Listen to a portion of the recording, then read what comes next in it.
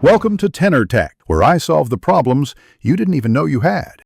You start by opening the calculator app and entering the base number, the total amount you want to find a percentage of. Once done, tap the times key to set up multiplication. This tells the calculator you will scale the base.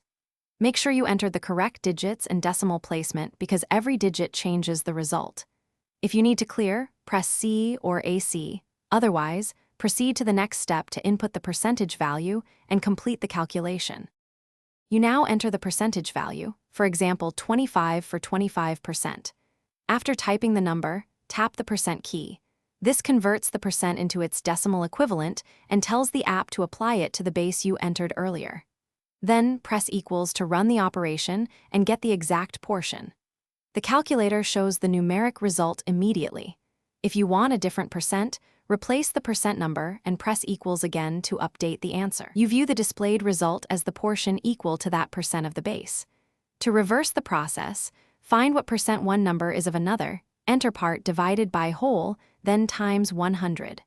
If the result looks wrong, make sure you type digits and decimals correctly. Common mistakes are misplaced decimals or extra zeros. If needed, press AC to clear and start fresh. One quick check. Repeat the steps with a simple known example like 50 of 200. Thanks for watching. Subscribe to keep your life in tune.